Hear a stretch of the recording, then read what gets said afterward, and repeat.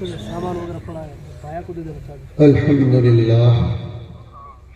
الحمد لله وكفى وسلام على عباده الذين اصطفى أما بعد فأعوذ بالله من الشيطان الرجيم بسم الله الرحمن الرحيم هذا بصائر من ربكم وهدى ورحمة لقوم يؤمنون وإذا قرئ القرآن فاستمعوا له وأنصتوا لعلكم ترحمون. وقال النبي صلى الله تعالى عليه وآله وسلم خيركم من تعلم القرآن وعلمه. وقال عليه الصلاة والسلام إنما المؤمن كالجمل الأنف حيثما قيد انقاد أو كما قال عليه الصلاة والسلام. گرامی قدر انتہائی رفعتوں اور منزلتوں کے حقدار ہماری اس مجلس روحانی عرفانی قرآنی کے صدر ذی وقار زیدت معالیہم، اس ادارے کے بانی اور مؤسس نیز حضرات علماء کرام، پیارے بھائیوں، دوستوں، بزرگوں اور ہمارے بہت ہی زیادہ عزیز طلبہ، السلام علیکم ورحمۃ اللہ وبرکاتہ. 2 دن سے اس ادارے میں ایک سما بندھا ہوا ہے الحمدللہ، جس کی ایک جھلک آپ نے ابھی دیکھی. میں جیسے ہی مہمان خانے سے نکل کر اسٹیج کی طرف متوجہ ہو رہا تھا،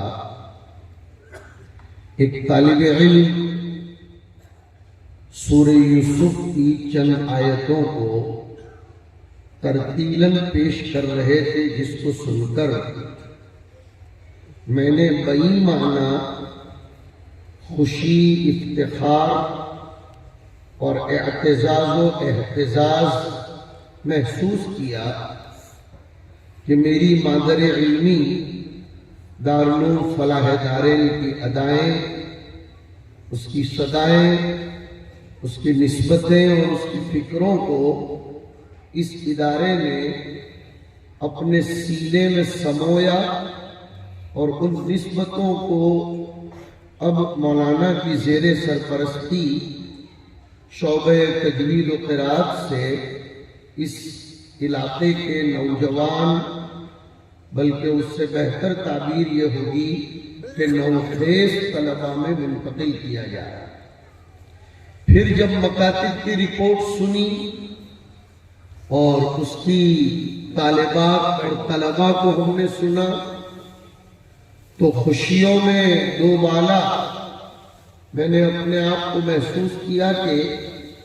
میری مادر عملی جامعہ اشاعت العلوم عقل قوا کی فکریں الحمدللہ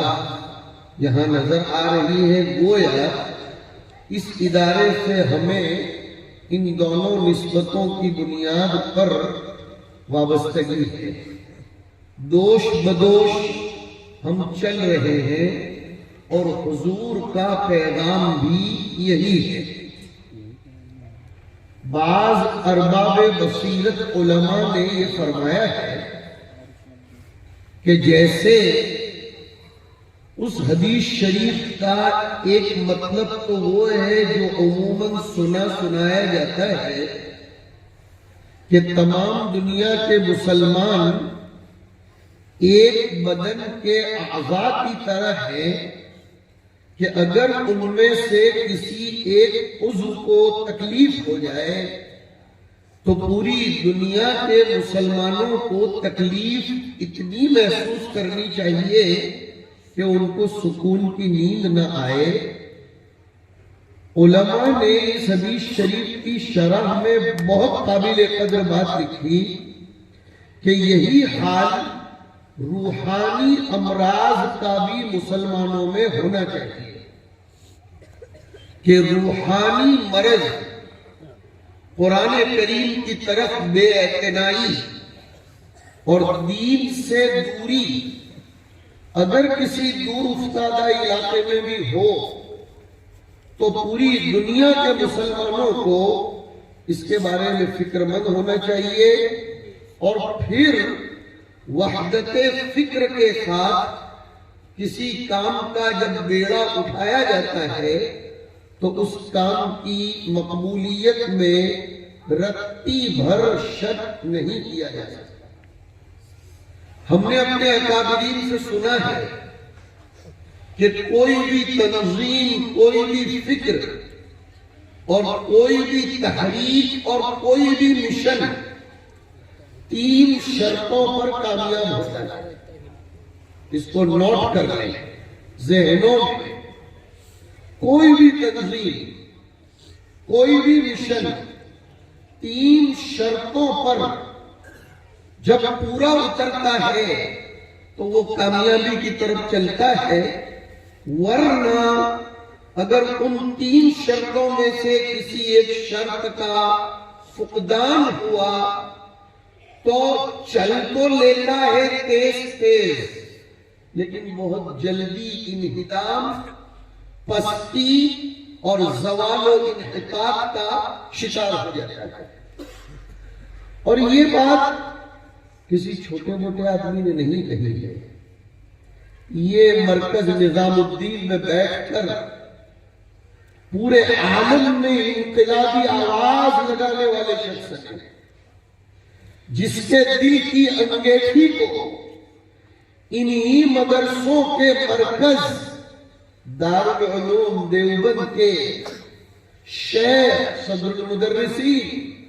حضرت شیخ الہند رحمت اللہ علیہ نے جلایا تھا، اس میں شعلہ پھونکا تھا۔ میری مراد اس سے سیدنا و سید الجمیع فی الہند حضرت مولانا الیاس صاحب رحمت اللہ تعالی علیہ، انہوں نے فرمایا کہ کوئی بھی تحریک میں حاشیہ بڑھاؤں، کوئی بھی مکتب، کوئی مدرسہ، کوئی تنظیم، کوئی جماعت، کوئی جمعیت 3 بنیادوں پر کامیاب ہوتی ہے۔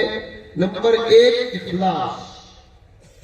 نمبر 2 وحدت فکر، اس بات کو خوب سنیں، وحدت فکر، اور نمبر 3 نہج صحیح ہے۔ اور میرے مربی بلکہ اس ادارے پر جن کا ایک واسطے سے بہت بڑا احسان ہے، مجدد فن، ائمہ قرات و تجوید حضرت قاری صدیق صاحب دامت برکاتہم، ہم اساتذہ کرام کو بار بار فرمایا کرتے ہیں کہ اساتذہ کی زبان ایک ہونی چاہیے، سب کی فکریں ایک ہونی چاہیے۔ تو میں آپ پورے مجمع کو بھی یہ کہتا ہوں کہ راجستھان کے اس علاقے کے سبھی لوگوں کی فکر ایک ہونی چاہیے، سب کی فکر ایک ہو تو مخالفت ہوتی ہی نہیں ہے۔ میرا مشن بھی قرآنی علوم کا احیاء ہو۔ لفظ احیاء میں سوچ سمجھ کر بول رہا ہوں، اس لیے کہ اس مدرسے کے نام میں ماشاءاللہ احیاء، اس کا عنوان، اس کی حقیقت اور اس کی روح چھپی ہوئی ہے، اور احیاء بغیر روح کے ہوتا ہی نہیں ہے۔ پہلی بات تو یہ ہے، اللہ بہت مبارک فرمائے، اور اس نام کو جو اب تک اس نے اسم بامسمہ بنا کر رکھا ہے، اللہ مزید پروان چڑھائے۔ تو وحدت فکر، اور تیسری شرط ہے نہج صحیح، یعنی صحیح ڈھنگ سے اس کام کو کرنا۔ اخلاص، وحدت فکر اور نہج صحیح۔ آج ہم مسلمانوں میں ان 3 چیزوں کا کسی نہ کسی درجہ فقدان ہے، لیکن الحمدللہ راجستھان کے بارے میں ہمارے یہ تجربہ